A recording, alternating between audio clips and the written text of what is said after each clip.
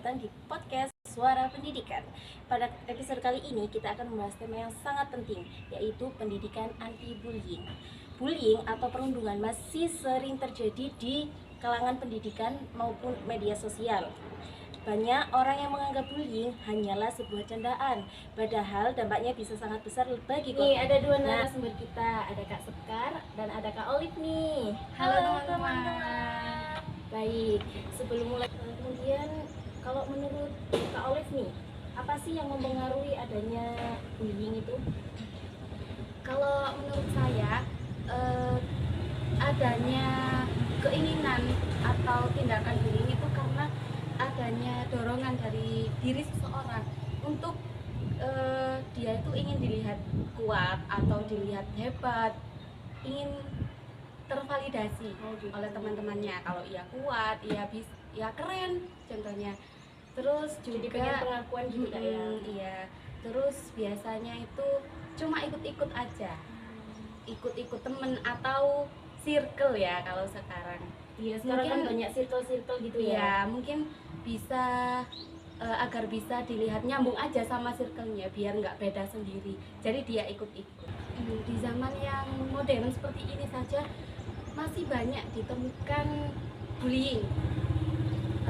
Mungkin awalnya dari bercandaan ya, tapi kalau udah menyangkut fisik atau yang lain yang bikin sakit hati, itu pasti nanti jatuhnya ke bullying gitu.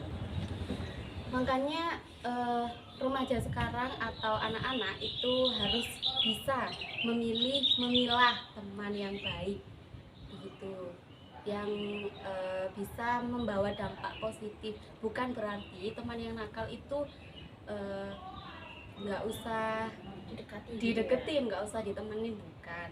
Cuma kita harus tahu batasan kita sendiri agar kita tidak bisa terbawa ke hal-hal yang negatif. Peran orang tua atau keluarga dalam pencegahan bullying itu menurut Kak Sekar itu gimana? Jadi di sini orang tua atau keluarga itu punya peranan penting Kak untuk mencegah terjadinya bullying. Dari teori Ki Hajar Dewantara menyebutkan tentang tiga pusat pendidikan. Tiga pusat pendidikan itu yang pertama pendidikan keluarga, pendidikan sekolah, dan juga pendidikan masyarakat. Di sini dari peran pendidikan keluarga ini berperan atau bertujuan untuk menjadikan seorang anak itu menjadi masyarakat yang bermoral. Kenapa? Karena 60-80% anak itu menghabiskan waktunya di lingkungan keluarga sampai dia usia 8 tahun. Sehingga terbentuknya karakter itu dari usia 3-10 gitu. Dan di sini peran keluarga atau orang tua untuk mencegah pembulian itu apa? Dengan cara mendidik anaknya menjadi pribadi yang tegas, pribadi yang kuat, dan memiliki rasa percaya diri yang tinggi. Pembulian itu kan sering terjadi, kebanyakan itu kan di sekolah ya Kak. Kalau menurut Kakak itu gimana? Jadi kita seharusnya sekolah itu menjadi tempat ternyaman kita buat belajar dan juga tempat teraman. Tapi di sini malah terjadi pembulian. Biasanya pembulian terjadi di sekolah itu karena yang pertama adalah kesenjangan antara fisik, dan yang kedua adalah kesenjangan antara sosial, antara siswa itu teman-teman. Disinilah maka diperlukannya peran antara warga sekolah terutama guru. Di sini guru itu harus banyak-banyak mengedukasi murid-muridnya, siswa-siswanya tentang apa itu bullying, bahaya bullying, dampaknya gitu. Harus banyak-banyak. Kalau Itu mereka membuat kelompok anti bullying.